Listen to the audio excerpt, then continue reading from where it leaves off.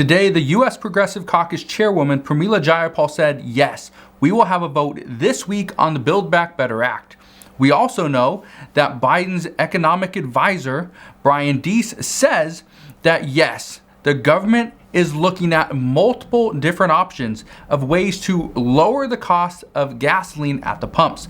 That is good news there. We also heard from Treasury Secretary Janet Yellen, and she says that the economic slowdown in China is actually something that they are looking into, and us here in the United States, we need to be understanding that, yes, this could impact us all. So I will address all that in today's video and also go over the upcoming stimulus package, because as of right now, the expectation is we are still a little ways apart, but according to multiple lawmakers, they do have a plan, and I want to address what that is.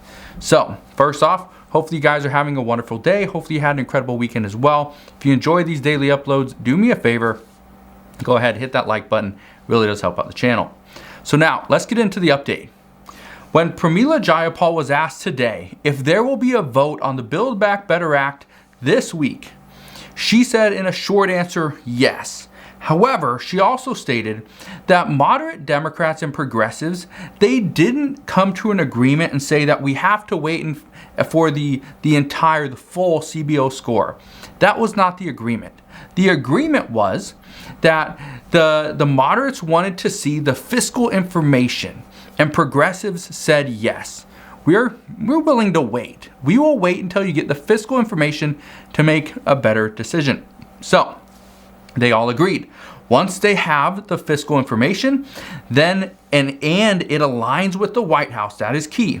They have to have the fiscal information that aligns with the White House. If it doesn't actually align and there's a lot of stuff that's off, they're gonna have to go back to the drawing board and figure out where there were so many issues and errors. Also, once this happens, then they will move forward and pass this bill. However, moderates have said they will pass the bill in the House. The Senate's a completely different animal. We're not even going to go into that yet, okay? So the expectation is, and this is exactly what President Biden stated, is yes, he's giving progressives his word that there will be a vote in the House of Representatives on the Build Back Better Act this week. However, Pramila Jayapal even stated this and reiterated this, that no, the Senate is completely different. They got their other things that they have to work on, and they will pass this bill, but it has to pass through the House first. Here's what I can tell you.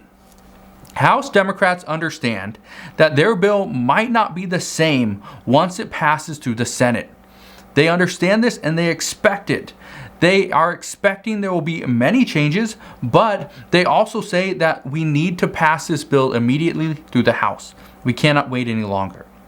Progressives have said that President Biden gave them his word that he would make sure his full agenda is going to pass. And he would make sure that the two senators, Senator Joe Manchin and Kyrsten Sinema, that they will be on board with this in the Senate. So here's what I just want to say. The agreement and the understanding from President Biden, what President Biden gave a promise on, was he would make sure the full framework, his Build Back Better Act, the framework of it, that passes.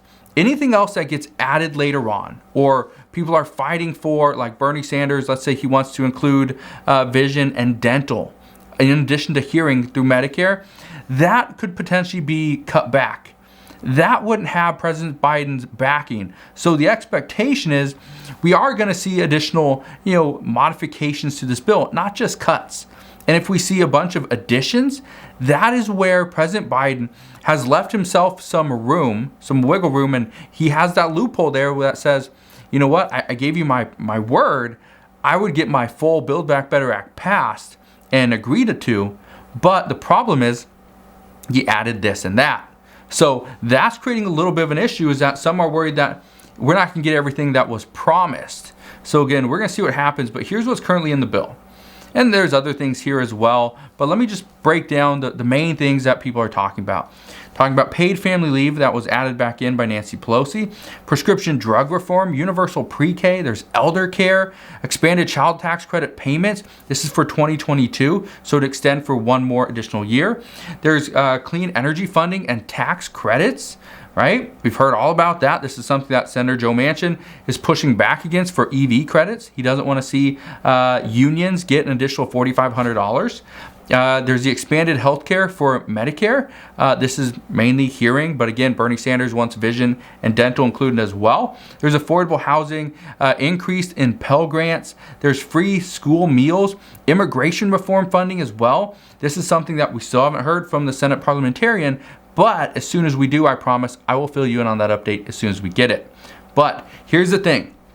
Right now, this is expected to pass through the House.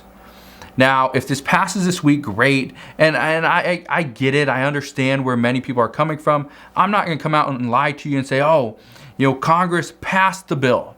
I'm not going to do that. Okay? Yeah. Will the House pass the bill? Yes. I expect they will. Okay? They have the votes. But at the same time, I don't expect the bill that gets passed in the House to go to the Senate and pass there. I honestly don't. I think there's going to be so many modifications. It's going to be kicked back to the House for another vote, for a revote. And then I could see it pass because, well, the House of Representatives are pretty much going to be asked to just rubber stamp the bill, get it through, get it over to President Biden so he can sign it and we can move on to the next thing. That's my expectation. But again, I don't see the Senate passing this bill by the end of November. I just don't. I see it passing by the end of this week in the House. I see it sitting over at the Senate probably for the next couple of weeks. And sometime after December 3rd, I think they would potentially pass it. But again, we'll see what happens there. However, here's what I can tell you. Right now, the White House is trying to get a lot of stuff done. Okay? They're trying to get a lot of stuff done, get all these things pushed through. They want to make President Biden look better.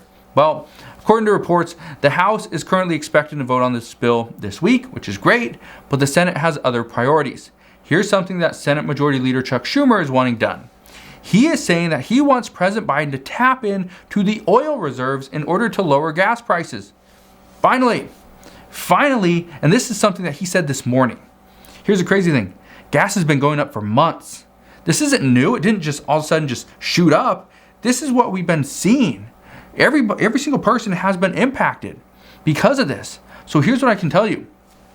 Right now, that we can tap into our oil reserves. At this time, President Biden hasn't really addressed this, but the White House has. But here's what we did hear this week. We did hear from the Deputy Secretary of Energy last week, and he said that discussions over tapping oil reserves were ongoing at the highest level of government. So this could mean we could see a decrease in gas prices. Well, not tomorrow, but maybe over the next couple of months. So this is good news there. We also heard from the National Economic Council Director Brian Deese when he was asked if President Biden is open to using the Strategic Petroleum Reserve. He said, and I quote, "All options are open." He also went on to say, "We are very committed to do everything that we can to make sure the American consumers don't bear the brunt of high gas prices and volatile energy prices." So, right now, what I can tell you is, yes, they are looking into it. That is good news. The expectation is it's going to take a little bit of time. So, just understand, gas prices are not just going to come all the way and plummet down. It's not the way it works. It will slowly start to happen, but the expectation from experts is it will happen over the next couple of months. So, just keep that in mind. Now, regarding our economy, I want to break this down and just very quickly address this. What we've been hearing from multiple sources is that the slowdown in China is going to impact us here in the US. Well, according to Treasury Secretary Janet Yellen, she says that if China has an economic slowdown, this could cause global consequences, and we would not be excluded from this. She said that the Treasury is closely monitoring what Chinese regulators are doing, and financial experts are currently telling us that we can no longer overlook the Evergrande debt crisis that is currently taking place. So, here's what I can tell you.